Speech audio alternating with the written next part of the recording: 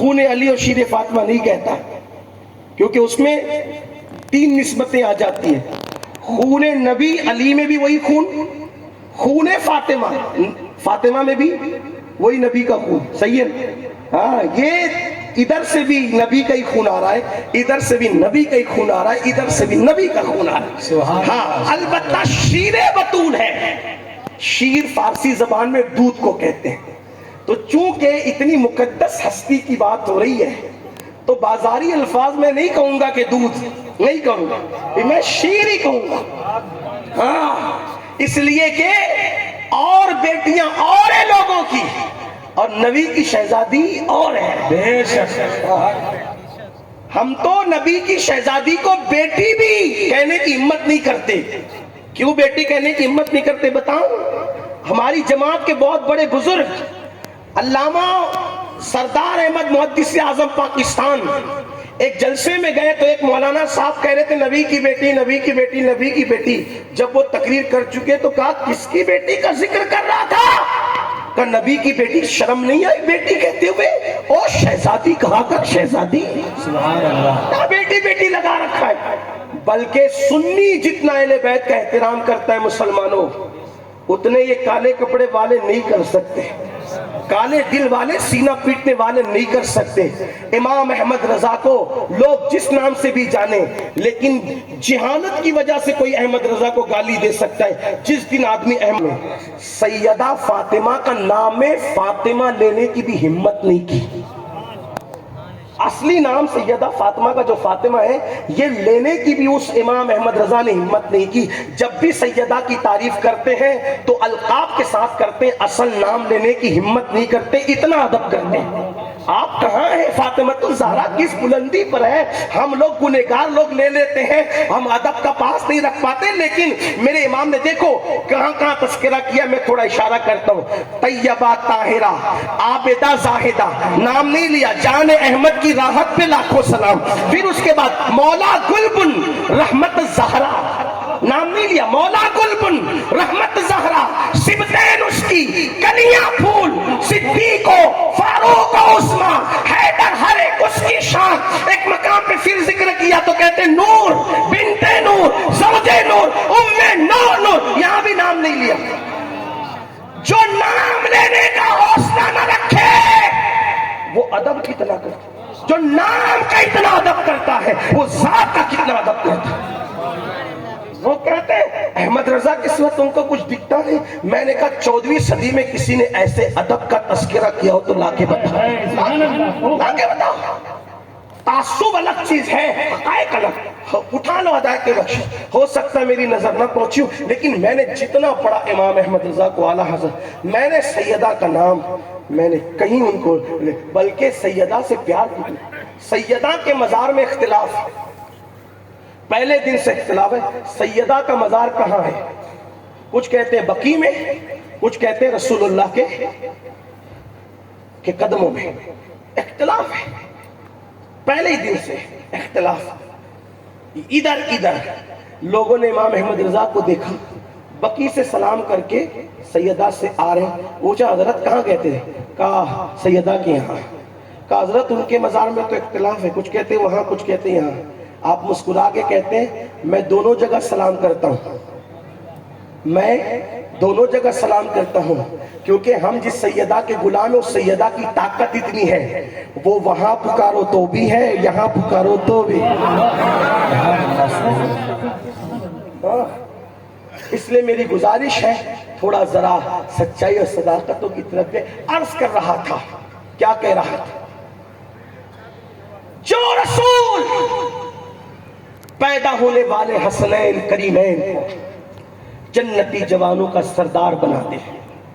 جو رسول، کیوں؟ کیونکہ یہ بگڑ نہیں سکتے شہزادے، یہاں بگاڑ آ کر کے بن جاتا ہے. ہاں، اسی لیے آپ دیکھیں ہر دور میں، توجہ کر، ہر دور میں جو علی کی سچی اولاد ہے وہ ہمیشہ سچائی پہ رہی، چاہے لوگ بگڑ گئے. علی مرتضیٰ کی سچی اولاد کی پہچان یہ ہے کہ کوئی کہیں بھی جائے گا خون نبی اور شیر فاطمہ اولاد علی کو کبھی بگڑنے نہیں دی. آپ دیکھ لیں, بلکہ وہ سدھارنے والے ہوں گے, بگڑنے والے نہیں. وہ حالات کے دھارے میں بہیں گے نہیں, حالات کو بدل دیں گے. نہیں دیکھا جب یزید نے بدلنے کی کوشش کی تو 72 لے کر کے اکیلے آ گئے, حالات بدل دیے. حسین حالات کی وجہ سے اپنے آپ کو نہیں بدلا. غوث پاک کے دور میں بغداد بگڑا ہوا تھا, غوث پاک نے بغداد کو بدل دیا, کوئی غوث پاک کو بدل نہ سکا. ہندوستان کے کفرستان میں ایک علی کا بیٹا آیا, ہند کو بدل دیا, مگر یہاں آ کر کے وہ بھی بڑی شیر فاطمہ کی شیر رسالت 90 حیدری اولاد مولا کائنات 90 لاکھ مل کر معین الدین کو کافر نہ بنا سکے. اکیلا معین الدین 90 لاکھ کو مومن بناتا ہوا نظر آتا. اب ہم سے پوچھتے ہو علی کی اولاد کو کیسے پہچانے؟ میں نے کہا شیر بطول بگڑنے نہیں. ہاں, جس کو بگڑتا دیکھو, جس کو بگڑتا دیکھو سمجھ جاؤ شیر بطول نہ تھا, خون مصطفیٰ نہ تھا. اور آپ کہیں گے اتنی بڑی بات کہہ رہا ہے. میں نے کہا ذمہ داری سے کہا, جس پہ نبی بیٹھ جائیں وہ اونٹنی کو کہاں جانا ہے وہ جانتی ہے. ہجرت کا باب معلوم ہے نا تمہیں؟ مدینے میں سب کہتے ہیں میرے یہاں میرے یہاں میرے یہاں میرے یہاں. سرکار نے کہا ہٹ جاؤ, نکیل چھوڑ دی, کہ اس پہ میں بیٹھ گیا ہوں, اس کو جہاں جانا ہے وہاں جائے گی. نبی جس اونٹنی پر بیٹھ جائیں وہ رستہ نہیں بھٹکتی. تو جن کی رگوں میں نبی کا خون ہو وہ کیسے رستہ بھٹک سکتے ہیں؟ نہ ان کو ایران خرید سکتا ہے, نہ ان کو سعودی خرید سکتا ہے. خون مصطفیٰ کی تاثیر یہ ہے, خون رسول کی تاثیر یہ ہے کہ جان تو دے سکتے ہیں مگر ایمان نہیں دے سکتے. یہ سچائی ہے. اب آپ کی بات ہے, آپ اپنے انداز سے پہچانے, آپ اپنے انداز سے پہچانے. بیٹا اسی وقت تک قابل احترام رہتا ہے جب تک وہ باپ کے نقش قدم پہ رہتا ہے.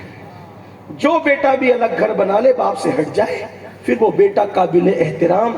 اگر ہر بیٹا قابل احترام رہتا تو نوح علیہ السلام کا بیٹا بھی قابل احترام رہتا, مگر وہ کتے کی طرح اس کو جہنم میں ڈالا جائے گا. قرآن کہہ چکا لیس من آلک کا بھی تیرا نہ رہا, تیرے نقش قدم سے تیرا نہ رہا. اس لیے اس کا بھی خیال ہمیں ہونا چاہیے. اپنی مرضی کی باتیں نہیں تو میں بات کرنے چلا تھا, دور نکلی. خون رسول شیر بطول بگڑنے نہیں دیتے, بگڑوں کو سنوار دیتے. ہاں اچھا ایک اور بات بتا, اگر اللہ نہ کرے شیر بطول اور خون رسول رکھ کر کسی کا قدم ڈگمگا جائے تو وہ ڈگمگانے بھی نہیں دیتے, فوراً سنبھال لیتے. لوگ کہتے ہیں یہ کیسے؟ میں نے کہا غوث پاک کہتے ہیں جو میرا مرید ہے اگر اس کو ٹھوکر لگے تو میں ہاتھ پکڑ کر گرنے سے بچا. جب مرید کو گرنے سے بچاتے ہیں تو اولاد کو گمراہ کیسے ہونے دیں؟ یہ خاص بات ہے. تو ایسی شان والے رسول. تمہید میں بہت لمبا ٹائم چلا کہ آپ سوچتے ہوں گے کہ کہہ تو رہا تھا کہ بیمار ہوں لیکن لمبا کر دیا. لیکن تو ابھی تمہید ہی کر رہا ہوں, بات ختم کرتا ہوں. چلیے آئیے.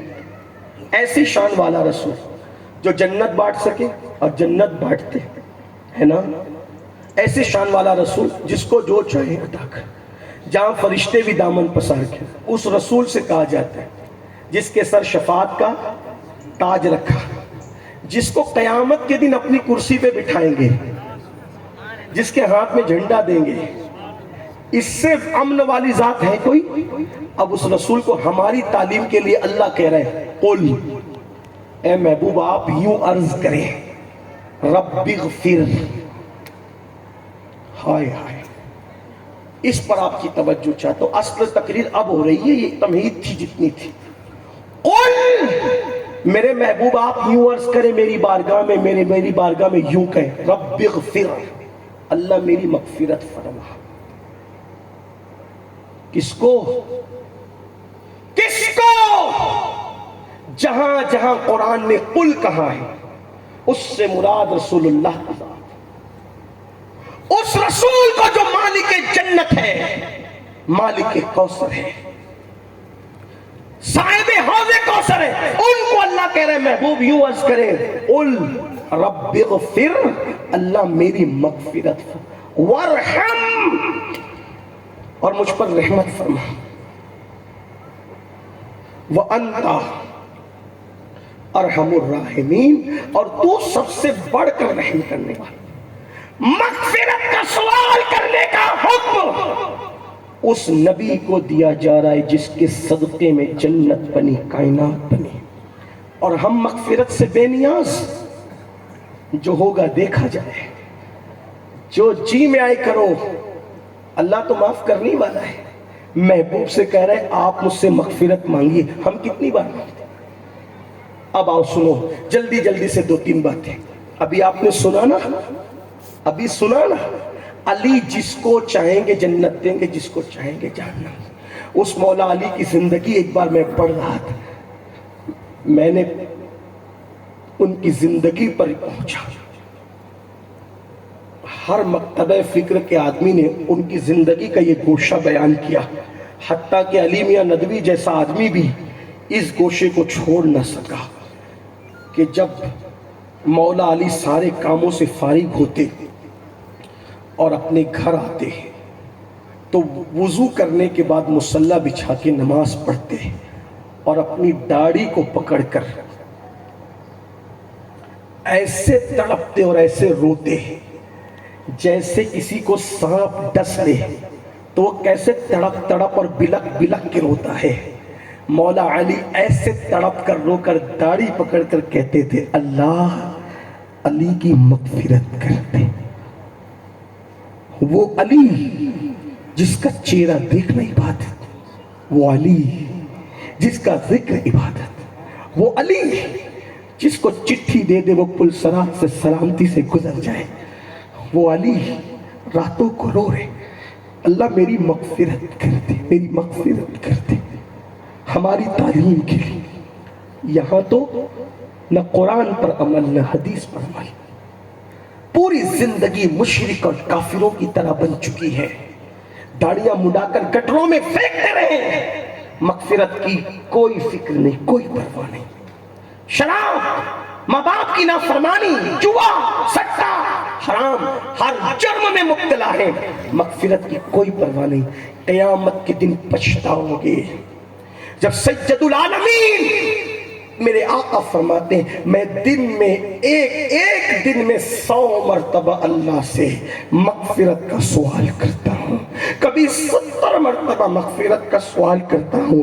آؤ ایک مولا علی کی زندگی آپ نے دیکھی، ایک بات اور دیکھ لو، ایک بات اور سن لو۔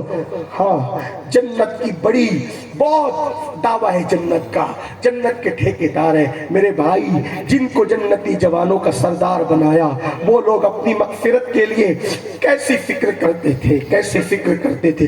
2 بات پڑھ کے میں بات اب ختم کر دوں گا، آپ پہ چھوڑ دوں گا۔ یہ دنیا کی رنگریلیاں، یہ دنیا کی مستیاں، ہاں کتنے مسلمان ایسے ہیں نا جن کا لڑکیوں سے ناجائز تعلقات نہیں ہے، کتنے مسلمان ایسے ہیں نا جو شراب سے، نشے کی چیزوں سے، ڈرگ سے، ایم ڈی سے محفوظ ہے۔ آج 16 17 سال کے بچے نشے میں ڈوب رہے ہیں، جگلی رمی کے نام پر، جوے کے نام پر موبائل کے اندر رات بھر پڑے ہوئے ہیں، گیمز کھیلے جا رہے ہیں، اور کیا سوچ رہے ہو ہم جنت میں جائیں گے، پچھتاؤ گے، مرنے کے بعد پچھتاؤ گے۔ اے مسلمانوں، زمین کے اوپر اللہ نے عمر دی ہے، خدا کے لیے اللہ سے ڈر جاؤ، اللہ کو منا لو، اللہ کو راضی کر لو، اس کے یہاں گڑ گڑا لو، اس کے یہاں آنسو بہا لو، اس کو منا لو۔ سب کو منانا مشکل ہے، اس کو منانا آسان ہے، سب سے زیادہ آسان اسی کو منانا ہے۔ وہ تو کروڑوں ماؤں سے زیادہ پیار کرتا ہے، وہ تو سستے سودے میں جنت دے رہا ہے، لیکن ہم اس سے دور بھاگ گئے۔ اپنے مسائل کا اللہ کی بارگاہ میں پلٹ آؤ، خدا کی طرف بغاوت مت کرو۔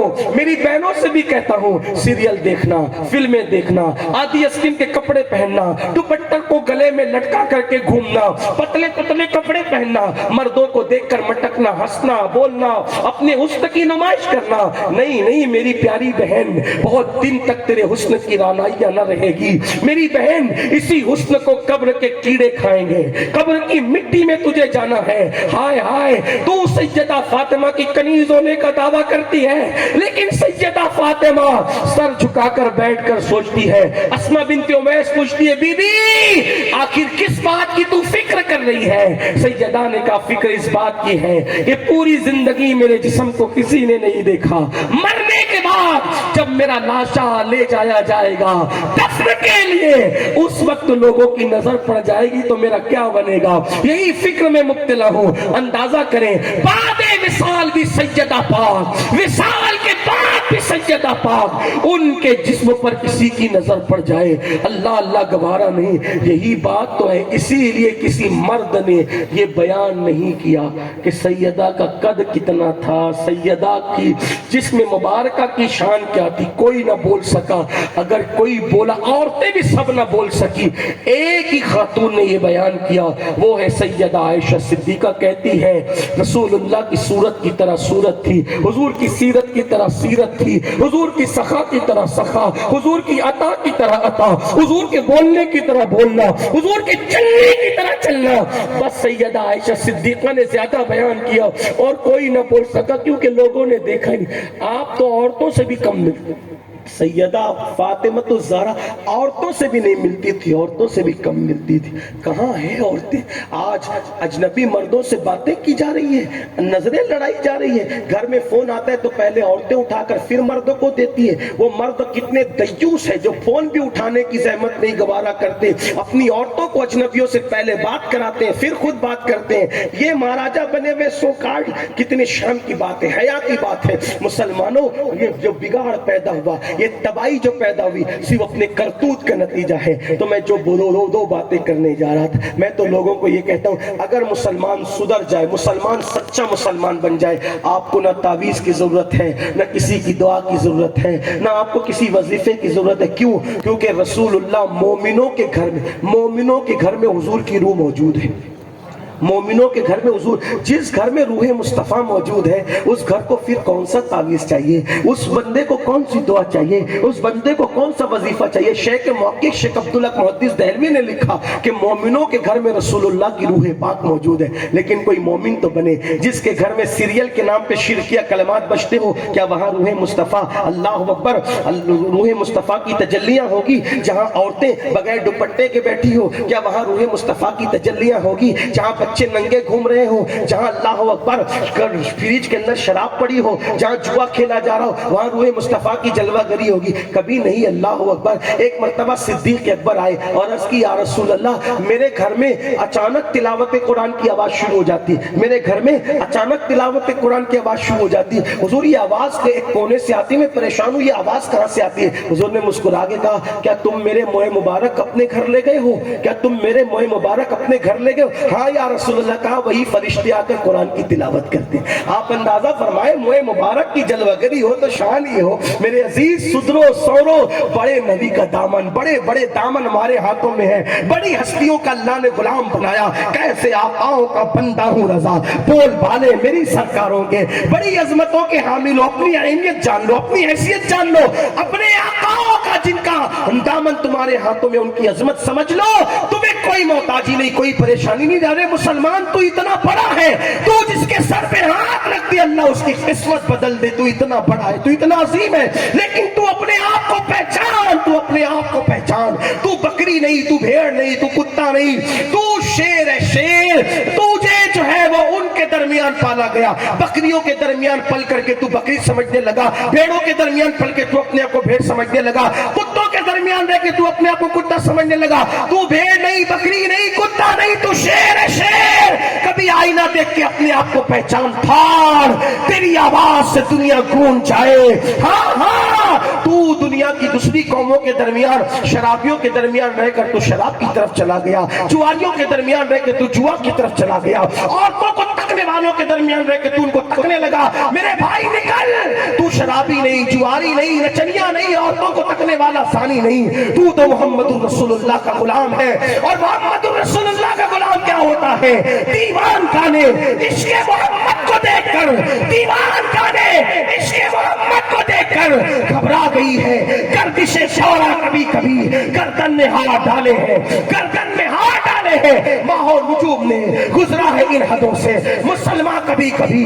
تو شراب کے اڈوں پہ پڑا رہنے والا نہیں، تو گٹر کے کنارے پر نشہ کر کے پڑے رہنے والا نہیں، تو دریا کے کنارے پر کشتیاں جلانے والا ہے، تو دریا کے کنارے پہ کشتیاں جلانے والا ہے۔ اپنی عظمت کو پہچان، تو محمد رسول اللہ کا غلام ہے۔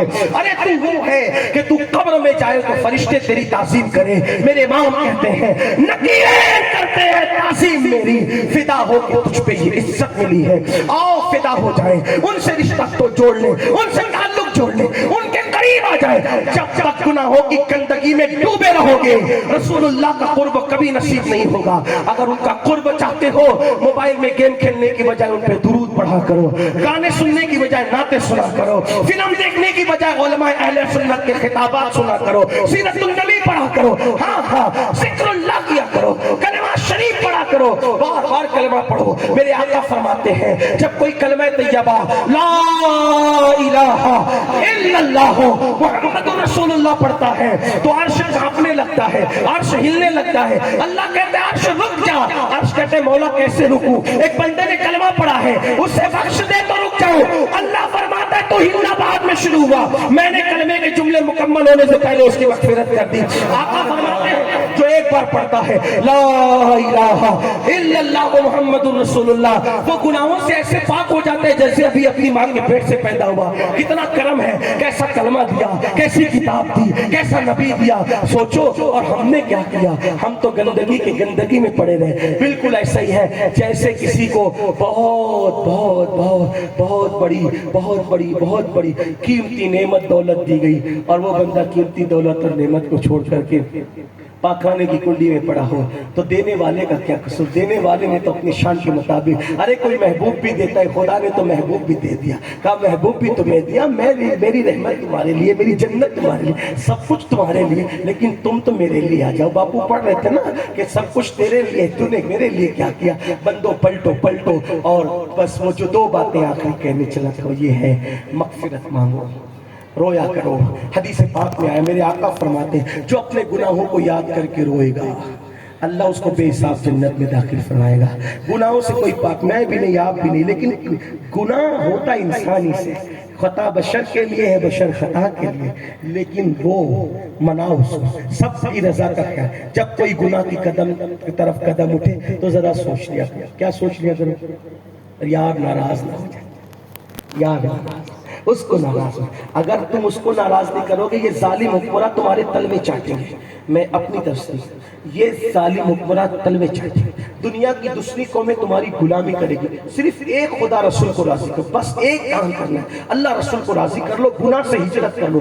آقا فرماتے سب سے بہترین ہجرت ہے گناہ سے نکل کر خدا کی طرف آنا۔ آؤ خدا کی رحمتیں بلا رہی، ففروا الی اللہ، کہاں جا رہے ہو؟ دوڑو اللہ کی طرف، پلٹو اللہ کی طرف۔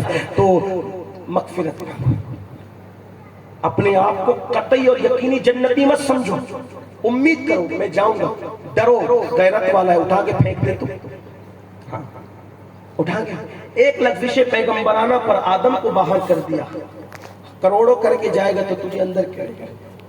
سوچ تو میرے بھائی، مرنا ہے، روح کا رشتہ جسم سے ٹوٹنا ہے، دولتیں نہیں، دکانیں کچھ نہیں، کوئی نہیں، صاحب یہ گورکھ دھندے ہیں دنیا کے، جھوٹا، یہ سب جھوٹا کھیل تماشا ہے۔ یہ جو بچے آج پیر دباتے ہیں مرنے کے بعد کوئی مغفرت کی دعا کرنے والے، ہم نے بڑے بڑے دیندار خاندانوں میں دیکھا باپ مر گیا بچے مغفرت کی دعا تک نہیں کرتے۔ آپ کہاں ہو؟ آپ سے یہ سوچتے ہو؟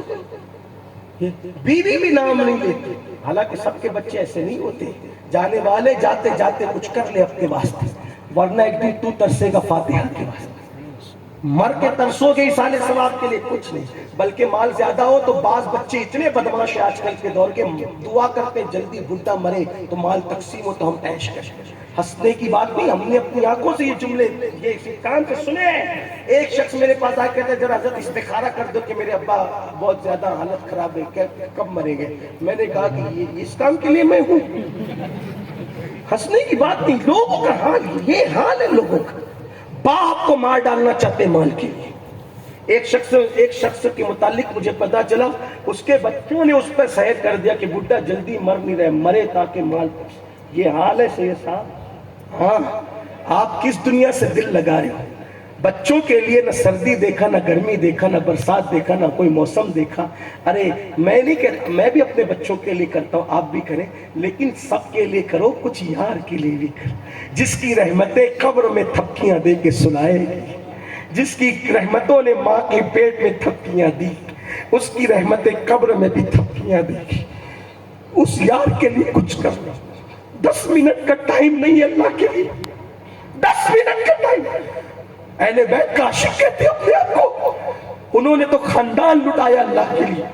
آخری میں گردن رکھ کر زمین پہ کہتے، کیا کہتے سجدے میں لوگ کیا کیا مانتے ہیں؟ حسین نے سر رکھ کے بس اتنا کہا، اب بتانا کہ تم مجھ سے راضی ہے کیوں، بس مجھے تیری رضا چاہیے. تو ندا کی حسین، اب تو کیا پوچھتا ہے میری رضا، میں پوچھتا ہوں بتا تو راضی ہے کیوں. خدا بندے سے خود پوچھ، بتا تیری رضا. گیم کے لیے 1 گھنٹہ 2 گھنٹہ، 10 منٹ اللہ کے لیے. ایک ٹائم کی نماز کو صرف 10 منٹ لگتا ہے میرے بھائی، صرف 10 منٹ، 10 منٹ سے زیادہ نہیں لگتا. 10 منٹ نکال اللہ کے لیے، مغفرت مانگ اللہ کی بارگاہ میں. تو جو 2 کہنے چلا تھا اس کو 1 ہی کر دیتا ہوں کیونکہ یہ بات لمبی ہو گئی. حضرت امام حسن بصری رضی اللہ تعالی فرماتے میں حج کو گیا. جب میں حج کو گیا تو میں نے دیکھا میزاب رحمت سے پانی کے قطرے ٹپک رہے. یہ میری گفتگو کا اینڈ ہے، دوسری بات چھوڑ دی میں نے طویل ہونے کی وجہ سے. یہ میری گفتگو ہے. راوی کون ہے؟ امام حسن بصری، سید الصوفیہ. سارے صوفیہ کا سلسلہ ان پر جاتا ہے اور ان سے مولا علی تک جاتا ہے. مولا علی کے ڈائریکٹ مرید اور خلیفہ ہیں امام حسن البصری. تو بڑے بزرگ، بڑی ہستی. ام المومنین سیدہ ام سلمہ کا دودھ پینے کا شرف ان کو حاصل، بڑی ہستی. مولا علی کہتے تھے جب حسن بصری محفل میں ہو تو کسی کو خطاب تقریر کرنے کا حق نہیں ہے، وہی کیا کرے گا. بڑے خوبصورت تھے، بہت حسین اور بڑی ہستی تھی. میں امام حسن بصری کہتے ہیں میں حج کو گیا تو میں نے دیکھا میزاب رحمت اس پرنالے کو کہتے ہیں جب بارش ہوتی ہے تو وہاں سے پانی نیچے آتا. میزاب رحمت سے پانی کے قطرے ٹپک رہے تھے. حالانکہ مکے میں بارش نہیں ہوئی تھی، بارش نہیں تھی، لیکن میزاب رحمت سے ایسے دھیرے دھیرے قطرے. میں حیران ہوا، یا اللہ بارش نہیں ہے مکے میں، یہ قطرے کعبے کی چھت سے پانی کے ٹپک رہے، پانی آ کہاں سے رہا ہے؟ تو میں کعبے کی چھت پہ چڑھ گیا یہ دیکھنے کے لیے کہ پانی آ کہاں سے. میں نے ایک عجیب منظر دیکھا. منظر یہ تھا کہ کوئی کعبے کی چھت پر سجدے میں رو رہا ہے اور روتے روتے کہتا ہے اللہ میری مغفرت کر دے، اللہ میری مغفرت. ایسے روتا ہے کہ رونے سے اس کی داڑھی تر ہے اور داڑھی سے آنسو ٹپک کر کعبے کی چھت سے ہوتے ہوئے میزاب رحمت. یعنی آنسو بہنا سمجھ سکتے کتنا رویا ہوگا وہ رونے والا. بھئی آنسو اتنے تھوڑی نکلتے ہیں کسی کے، داڑھی تر ہو گئی، کپڑے تر ہو گئے بس، لیکن اتنا تر ہوا کہ وہاں سے قطرے میزاب رحمت سے نکل کر عتیب میں نچھاور ہو رہے، ایک ایک قطرے سے ٹپک ٹپک کر. میں نے دیکھا کہ یہ مغفرت کی دعا اور اتنے آنسو. میں نے سوچا یہ کوئی دیہاتی ہے، کسی مقرر نے، کسی خطیب نے اس کو زیادہ ڈرا دیا. یہ زیادہ ڈر گیا بیچارہ، زیادہ رو رہا ہے مغفرت کے لیے. اللہ کے مومن کو چاہیے ڈرے بھی اور امید بھی کرے. اچھا اللہ سے ڈرنے کا مطلب یہ نہیں، ڈرنے کا کیا مطلب؟ ہم ڈرتے سانپ سے بھی ہیں، ڈرتے دشمن سے بھی ہیں اور ڈرتے ابا سے بھی ہیں. تو اللہ سے ڈرنا کیسا؟ سانپ والا ڈرنا نہیں، دشمن والا ڈرنا نہیں، بلکہ کیا؟ ابا سے کیوں ڈرتے ہیں؟ قتل کریں گے ابا، مار ڈالیں گے ابا، کیا کریں گے؟ ابا کا احترام دل میں اتنا ہے، محبت اتنی ہے کہ ڈر لگتا ہے کہیں ناراض نہ ہو جائے. یہ ڈر سمجھ میں آئی؟ یہ محبت والا ڈر، پیار والا ڈر ہے نا. یہ ڈر پیر سے ڈرتے ہیں نا، استاد سے ڈر، کون سا ڈرتے ہیں؟ احترام والا، محبت والا. یہی ڈر. کچھ ایسا کام مت کرو جس سے یار ناراض. تو یہ کوئی دیہاتی ہے, دیہاتی کو کوئی مقرر وائز کی تقریر سن لی, اس نے زیادہ ڈرا دیا حد سے اور یہ رو رہا ہے. حالانکہ مومن کو تو چاہیے کہ وہ امید بھی کرے اور ڈرے بھی, امید بھی رکھے. یہ کیا اتنا مایوس ہو جانا. اب یہ سر جب سجدے سے اٹھائے گا نا یہ بندہ, تو میں اس کو سمجھاؤں گا, اللہ کے بندے اتنا مایوس مت ہو, روتے اتنا نہیں ڈرتے, جان چلی جائے گی, نقصان ہو جائے گا. اس کو جیسی میری توجہ کپڑوں پہ گئی تو کپڑے بتا رہے تھے یہ دیہاتی کے کپڑے نہیں ہیں, یہ کسی بڑے ہستی کا لباس ہے. اب جب بڑی ہستی کا لباس میں پہچانا, آواز جانی پہچانی, تو اب میں تمنا کرنے لگا, اللہ کاش یہ جلدی سے سر اٹھا لے کہ یہ روتے روتے مر نہ جائے, اس کی روح نہ نکل جائے. یہ سر اٹھائے تو میں اس کو تسلی دوں گا کہ اتنا ٹھیک ہے, بڑا آدمی ہوگا, بڑا عالم ہوگا, جو ہوگا, لیکن تسلی تو دوں گا, اتنا نہیں رونا چاہیے, بہرحال امید کرنی چاہیے. لیکن جب وہ مغفرت کی دعا کرتے کرتے روتے روتے بے حال ہوا, آنسو بہ چکے, میں نے دعا کہ اللہ یہ سر اٹھا لے سجدے سے تاکہ میں اس سے بات کروں. جیسے اس شخص نے اپنا سر سجدے سے اٹھایا, میں اس کی کیا اصلاح کر سکتا تھا, میری اصلاح ہو گئی کہ وہ کوئی اور نہیں تھا, وہ کوئی اور نہیں تھا, بلکہ وہ کون تھا, وہ حسین ابن علی تھے, جو اپنی مغفرت کے لیے اتنا رو رہے, اپنی مغفرت کے لیے. میں بات یہی ختم کرنے لگا تھا, لیکن چونکہ میں اہل بیت کے عاشق ہیں الحمدللہ, ایک آخری بات کہہ دو جس کو داتا صاحب نے لکھا ہے. آج تو ہم بالکل بے فکر بیٹھے, ہماری تو مغفرت ہی ہوگی, مغفرت ہی ہوگی. آؤ, داتا صاحب لکھتے ہیں اہل بیت کے چھٹے امام, اہل بیت کے, ایک بات عرض کر سکتا ہوں نا, بول سکتا ہوں, اہل بیت کے چھٹے امام حضرت امام الائمہ سیدنا امام جعفر صادق. دیکھو سارے سید قابل تعظیم ہیں, لیکن سارے سیدوں میں یہ جو امام لوگ ہوئے نا, امام, یہ جتنے امام ہوئے, امام علی, امام حسن, امام حسین, امام زین العابدین باقر, جعفر صادق, موسیٰ کاظم, علی رضا, حضرت تقی نقی, حسن عسکری, یہ جو امام ہوئے, یہ سارے امام اپنے اپنے زمانے میں غوثیت کبریٰ پہ فائز تھے. سارے سیدات عزت والے, شان والے, لیکن جو امام ہوا مطلب وہ غوثیت کبریٰ پہ فائز. اپنے دور کے غوث کون؟ امام جعفر صادق. اب امام جعفر صادق کون؟ جن کی جوتیاں سیدھی کرنے کے لیے امام اعظم ابو حنیفہ آیا کرتے تھے. یہ اتنے بڑے.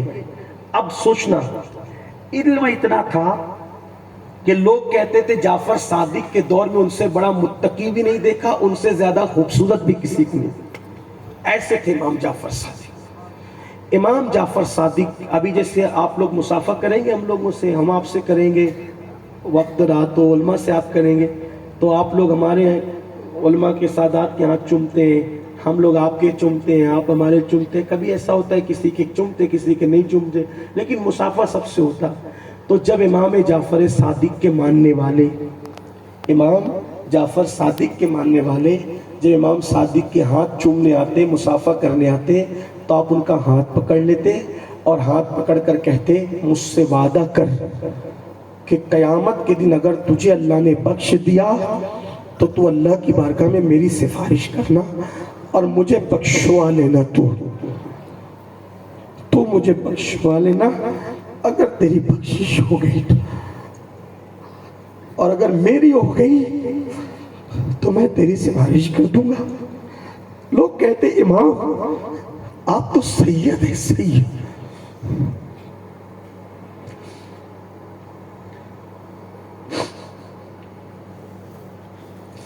آپ تو سید ہیں امام, آپ سید. امام جعفر صادق کہتے ہیں سید ہے, یہی تو رونا ہے, ہم سید لوگ ہیں, یہی تو رونا ہے, اس پہ رونا ہے ہمیں, ہم سید ہیں. آج کل لوگ سید بن رہے ہیں, آج کل لوگ کسی بھی قبیلے کے سید بن رہے ہیں, حالانکہ جو ہے سید وہ رو رہے ہیں. کسی کا رونا ہے کہ ہم سید ہیں, اور لوگوں کو کہہ رہے ہیں کہ تو ہماری سفارش کرنا اللہ کے یہاں, تو کر دینا, مرید سے, غلام سے, چاہنا تو سفارش کرنا. یہ حالانکہ جو نہیں ہے سید اور بنے, قیامت کے دن رسول اللہ کی شفاعت بھی نصیب نہیں. اہرے گہروں کو ملے گی. اہرے گہرے سے مراد یعنی کسی بھی قبیلے خطے کے لوگوں کو, اگر وہ مومن ہے, حالانکہ وہ اہرا گہرا نہیں, لیکن قبیلے خطے کے مل جائے گی. لیکن جو جھوٹا سید بنا, رسول اللہ کی شفاعت بھی اس کو نصیب ہوئی, اس کو جنت کی خوشبو بھی نصیب ہوئی. تو جو ہے وہ رو رہے. کیا کہہ کے رو رہے؟ کیسا بڑا سید جس کا شجرہ نسب مسلمان کافر سب کو یاد. جعفر صادق ابن امام باقر ابن زین العابدین امام ابن حسین ابن علی زوج فاطمہ بنت محمد. کتنا قریب شجرہ. اور کہہ کیا رہے؟ اگر تیری مغفرت کا خیال کتنا. ایک ایک رات میں 300 رکعت نماز پڑھنے والے جعفر صادق, 300 رکعت ایک ایک رات, ایک ایک رات میں. اور کہہ رہے تیری مغفرت ہو تو میرے لیے اللہ سے کہنا کہ اللہ جعفر صادق کو بخش, اور اگر میری ہو گئی تو میں تیری سفارش کروں گا. تو لوگ کہتے تھے حضرت آپ تو سید ہیں نا, آپ کے نانا سید الانبیاء, سید العالمین, شفیع المذنبین, قیامت کے تاجدار, آپ کی دادی مخدومہ کائنات, آپ کے بابا علی مرتضیٰ. فرماتے رونا اسی کا ہے نا, تجھے اس لیے کہہ رہا ہوں سفارش کرنے کے لیے, رونا اس کا ہے کہ ہمارے اعمال ایسے نہیں ہیں کہ ہم اپنے نانا کو منہ کیا دکھائیں. ہمارے حالانکہ اعمال کیسے 300 رکعت روزانہ ادا ہو رہی. امام اعظم جیسا آدمی جتنے ان سے نیک ان کے دور میں نہیں تھا, ان سے بڑا متقی ان کے دور, اور عاجزی اور انکساری اور خوف کا عالم کیا. ہمارے اعمال ایسے نہیں ہیں, نانا کو منہ کیا دے. جب اولاد نانا کو منہ دکھانے اتنا ڈر رہی ہے, فلم دیکھنے والوں, عورتوں پر پاپ کی نظر ڈالنے والوں, حرام دھندے کرنے والوں, نمازوں میں سونے والوں, میرے بھائیوں اپنا منہ رسول اللہ کو کیا لے کر کے دکھاؤ گے؟ کیا منہ لے کر کے جاؤ؟ قیامت کے دن یہ منہ گناہگار منہ لے کر کے گئے, اور رسول اللہ نے چہرہ پھیر لیا. اللہ کسی دشمن کو بھی وہ دن نہ دکھائے, کسی دشمن کو پر بھی وہ وقت نہ لائے کہ حضور اس سے چہرہ پھیر لے. حضور نے چہرہ پھیر لیا. جھوٹے, منافق, کذاب, زنا کرتا تھا, شراب پیتا تھا, میری اہل بیت کے ساتھ غداری کرتا تھا, میرے صحابہ کو گالی بکتا تھا, فلمیں دیکھتا تھا, سود کے دھندے کرتا تھا, حرام کاروبار کرتا تھا, مسلمانوں سے بغض رکھتا. کوئی پاپ پر حضور کہہ کر کے چہرہ پھیر لے, کہاں جاؤ گے؟ اس کے دروازے پہ دستک دو. میرے امام کہتے سب نے صفے محشر میں للکار دیا ہم کو, اے بے کسوں کے آقا اب تیری دعائی. ایک آخری انہی کا سہارا ہے محشر میں, ان کو کتنا ناراض کرو گے؟ داڑیاں منڈا کر گٹروں میں پھینک رہے ہو, ان کے دل پر نشتر لگا. یہ وستورے تمہارے چہروں پہ بعد میں چلتے ہیں, پہلے ان کے دل کو تکلیف پہنچا. کتنا دکھ دو گے قبر انور میں رسول اللہ کو. یہ جو تم عورتوں پر آنکھ ڈالتے ہو, رسول اللہ کے دل کو تکلیف پہنچتی ہے. ہم مردہ نبی کا کلمہ نہیں پڑھتے, ہم زندہ نبی کا, اور جو ہماری جان سے زیادہ قریب ہے. جو کچھ کرتے ہو حضور کو سب پتا ہوتا ہے, حضور کو سب معلوم ہوتا ہے. یاد رکھنا, آپ کہتے ہیں اللہ معاف کرے گا, معاف کرے گا. فاروق اعظم کہتے تھے میں کچھ نہیں جانتا, گناہ چھوٹا ہے کہ بڑا, میں تو بس اتنا جانتا ہوں کوئی بھی گناہ کرو گے پہلے رسول اللہ کو تکلیف پہنچے گی. اب حضور کو تکلیف پہنچانا کیا ہے؟ اسی لیے کہتا ہوں میرے بھائی منافق نہ بن, اور یقیناً تم منافق نہیں ہو, تم مجھ سے اچھے مسلمان ہو, لیکن لاشعوری طور پہ تم یہ سب گناہ کر چکے ہو. اس لیے اللہ کی بارگاہ میں توبہ کر لو, اللہ کو منا لو, معافی مانگ لو. اپنے نبی سے کو آقا مجھ سے بھول ہو گئی, میں بہت دور چلا گیا تھا, مجھے احساس نہ تھا آقا کہ آپ کا دل دکھے گا داڑھی منڈانے سے, فلم دیکھنے سے, گندی پکچریں دیکھنے سے. مجھے اس کا احساس نہیں تھا. کسی فقیر قادری نے, کسی بارگاہ غوثیت کے سگ نے ہماری گلی میں آ کر کے آواز لگائی. اب ہمیں آج احساس ہو گیا کہ آپ کا دل دکھتا ہے حضور, ہم آپ کا دل نہیں دکھا سکتے, جان دے سکتے, دل نہیں دکھا سکتے. معافی مانگ لو اپنے نبی سے, اپنے خدا سے معافی مانگ لو. دنیا بھی بیڑا پار, آخرت میں بھی بیڑا پار. اللہ سب سے پہلے مجھے, میری اولاد کو, میری نسلوں کو اور آپ سب کو عمل کی توفیق دے. اللہ اس محفل کو انقلابی محفل بنا دے. اللہ اس محفل کے اندر لوگوں کے دلوں میں انقلاب پیدا کرے. بولو آج کے بعد کیا رسول اللہ کا دل دکھانے والا کام کرو گے؟ کرو گے؟ بولے کرو گے؟ نہیں کرو گے؟ انشاءاللہ اللہ تعالیٰ سب کو خوش رکھے, سلامت رکھے. گفتگو کے درمیان کوئی غلطی ہو تو اللہ تعالیٰ معاف فرمائے. استغفر اللہ ربی من کل ذنب واتوب الیہ وما علینا الا البلاغ. السلام علیکم ورحمۃ اللہ وبرکاتہ.